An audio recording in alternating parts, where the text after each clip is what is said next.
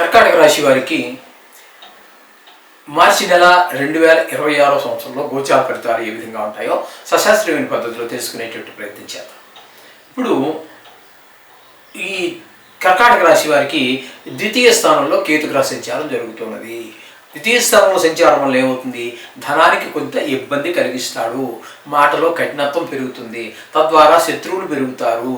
అలాగే కుటుంబంలో కూడా ఆనందమైనటువంటి పరిస్థితులు ఏర్పడవు.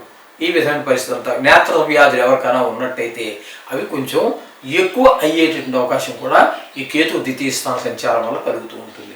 అలాగే 8వ స్థానంలో 4 గ్రహాల యొక్క సంచారం జరుగుతోంది. ఏంటి? రాహు పూర్తిగా నెలంతా 8వ స్థానంలో, అలాగే బుధుడు పూర్తిగా 8వ స్థానంలో నెలంతా ఉంటారు. అలాగే కుజుడు 8వ స్థానంలో పూర్తిగా నెలంతా ఉంటున్నారు. రవి 14 రోజులు మాత్రం ఉంటున్నారు. ఇక్కడ ఇందులో రాహువు, కుజుడు, రవి ఈ గ్రహాల గురించి మనం తీసుకున్నట్టయితే వీరందరూ ఒకే రకమైనటువంటి ఫలితాలండి. ఎవరో మన దూరపు బంధువులు లేకపోతే ఆప్తమిత్రులు అనేక సందర్భాల్లో మనం వాళ్ళకి సహాయపడటమో వాళ్ళు మనకు సహాయపడటమో జరిగినటువంటిది. ఫ్రెండ్లు ఇట్లాంటి వారు ఏదో చనిపోయారో లేకపోతే చనిపోయినంత పని అయిందో లేదో ఏదో పెద్ద యాక్సిడెంట్ అయినానో ఇలాంటి దుర్వార్తలు వినవలసి వస్తూ ఉంటుంది. ధన నష్టం జరిగేటటువంటి పరిస్థితులు ఉంటాయి. ఎవరితో మాట్లాడినా కలహం వచ్చేటువంటి పరిస్థితి ఉంటుంది. మనం మంచిగా మాట్లాడిన వాళ్ళ తప్పుగా అర్థం చేసుకుని కూడా వాళ్ళు వేరే రకంగా ఒక పద్ధతి ప్రకారంగా గొడవ సిద్ధమవుతూ ఉంటుంది అక్కడ. అలాగే పరాభవాలు, అవమానాలు జరిగేటువంటి పరిస్థితి కూడా ఉన్నది. అయితే ఈ 4 గ్రహాలలో అంటే రాహు, బుధ, కుజ, రవి ఈ 4 గ్రహాల్లో అనుకూలించేటటువంటి గ్రహం ఒకటి.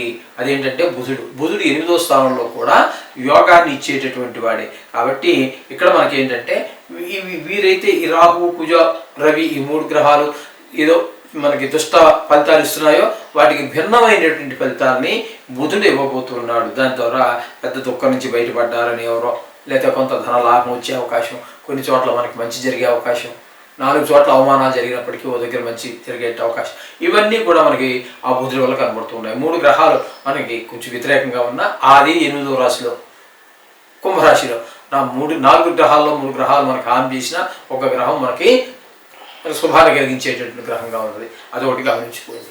ఇకపోతే భాగ్యస్థానంలోకి వచ్చినప్పటికీ శని భగవానుడు పూర్తిగా ఉన్నాడు. అనుకూలమైన ఫలితాలు ఇవ్వజాలడు, పూర్తి ప్రతికూలమైన ఫలితాలే. అంటే ఏమవుతుంది? మనం ఏదైనా గుడికి గోపురాలకి వెళ్ళాలి, ఏదో పుణ్యం సంపాదించుకుందాం, లేకపోతే ఏదో చెప్పుకుందాం, దేవుడికి మన కష్టం సుఖం చెప్పుకుందామని, లేకపోతే వాహన సౌఖ్యాలు ఇట్లాంటివి కొన్ని ఉంటూ ఉంటాయి. ఆ వాహన సౌఖ్యం కోల్పోవటం ఇట్లాంటివన్నీ కూడా జరుగుతూ ఉంటాయి. తండ్రి గారి ఆశీర్వచనం లేకపోవటం, లేకపోతే వారి ఆరోగ్యం బాగా లేకపోవటం ఇవన్నీ.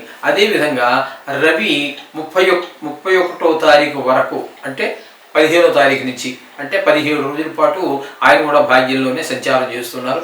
ఆయన కూడా సేమ్ అలాగే మనకి శని ఏ విధమైన ఫలితాలు ఇస్తూ ఉన్నారో అవే ఫలితాలను రవి కూడా ఇవ్వబోతున్నారు. ఇంకొక గ్రహం కూడా ఉన్నదండి అక్కడ, ఆయనే శుక్రుడు. ఆ శుక్రుడు భాగ్యస్థానంలో ఒక 25 రోజుల పాటు ఉన్నారు. ఆ 25 రోజులు మనకి అద్భుతమైనటువంటి ఫలితాలన్నీ కూడా వీరు ఇస్తూ ఉన్నటువంటి ఫలితానికి పూర్తి వ్యతిరేకమైన ఫలితాలు. తండ్రి గారి ఆరోగ్యం వీళ్ళిద్దరూ తండ్రి గారి ఆరోగ్యాన్ని పాడు చేయడానికి, దాన ధర్మాలు చేయడానికి, వాహన సౌఖ్యం లేకపోవటం వీటన్నిటికీ మనల్ని ఇబ్బంది పెట్టడానికి ఈ రవి శని ప్రయత్నిస్తుంటే ఈ శుక్ర భగవానుడు ఆయన వంతుగా ఆయన ఏం చేస్తారంటే మనకి ఆ విషయాల్లో మనకి కొంత రక్షణ కల్పిస్తూ ఉంటారు. ఈ విధంగా ఉంటుంది అక్కడ. తదుపరి 26వ తారీఖు నుంచి 31వ తారీఖు వరకు ఉన్నటువంటి 6 రోజులు ఆయన దశమ స్థానంలోకి వస్తారు. అక్కడ కూడా ఆయన భాగ్యస్థానం నుంచి మరి దశమ స్థానంలోకి వచ్చిన తర్వాత వృత్తిపరమైనటువంటి అభివృద్ధి మనకి కనిపిస్తూ ఉంటుంది ఈ శుక్ర భగవానుడి యొక్క సంచారం వల్ల. మొత్తంగా మనం చెప్పుకోవాలి ఈ రాశి వారికి ఎలా ఉంది టోటల్గా అనేటటువంటి చెప్పుకోవాల్సి వస్తే ఇంకా గురువు ఉండే ఈ గురువుని కూడా మనం చెప్పుకోవాలి. ఈ గురువు ఏ స్థానంలో ఉన్నారు? ఏ స్థానంలో ఉండడం వల్ల దీనివల్ల కూడా ధన వ్యయం, ధన నష్టం ఇవన్నీ జరుగుతూ ఉంటాయి.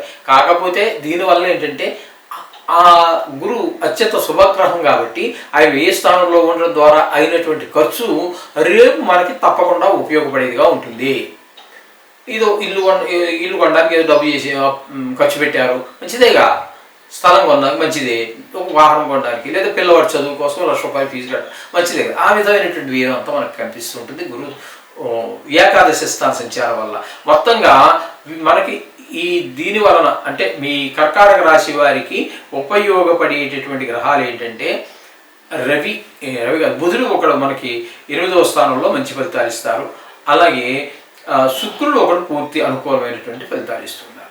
కేవలము 2 గ్రహాలు మాత్రమే అనుకూలమైనటువంటి ఫలితాలు ఇస్తున్నారు.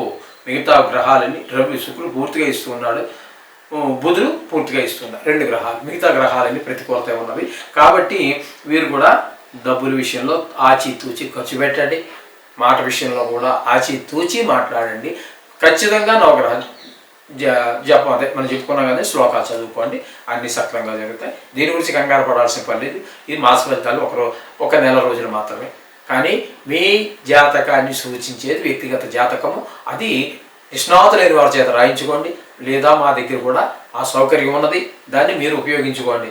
ఇది దానికి అనుసంధానం చేసుకోవాల్సినటువంటిదే. కానీ ఇది పూర్తిగా దేని మీద ఆధారపడి మన జీవితం ఈ విధంగా నడుస్తుంది అంటే అది తప్పుడు సమాచారమే అవుతుంది. దాన్ని బట్టి దానికి అనుసంధానం చేసుకోవాలి. దీని ప్రాముఖ్యత దీనికి ఉంది లేదని కాదు, కానీ అదే ప్రధానం. అది మీకు 75% అంటే 175% మీకు మీ జీవితాన్ని సూచిస్తుంది. ఇది 10, 55, మిగతా 15 అది భగవంతుడి చేతిలోనే ఉంటుంది. ఓకే, అంచేత తప్పకుండా మీరు మీ కాకపోతే ఇంతకుముందు మీ జాతకం డేట్ ఆఫ్ బర్త్ టైం ఉంటే సరే, లేదు ఇప్పుడు పుట్టబోతున్నారు మీ వయసుల్లో మనవడో మనవరాలో లేకపోతే కోడలో మేనకోడలో ఎవరో ఒక పెద్దవారు బాధ్యత తీసుకొని ఎవరు ఏ డేట్న ఎన్ని గంటలకు చనిపోయినారు, ఏ డేటున ఏ సంవత్సరంలో ఏ నెలలో ఎన్ని సమయం చనిపోయినారు, అది ఇంకా మీకు వీలైతే ఆ నక్షత్రం కూడా మెన్షన్ చేసుకోండి. కొన్నింటికి నక్షత్ర దోషాలు కూడా ఉంటూ ఉంటాయి. పుట్టినా చనిపోయినా కూడా ఒకరు కుటుంబంలో మొత్తం ఆ వయసులో ఎవరో ఒకరు ఆ బుక్ మెయింటైన్ చేయాలి. చేసేయటం వల్ల ముందు అనేక రకాలైనటువంటి దానివల్ల ఉపయోగాలు ఉంటాయి. శుభం భూయాత్.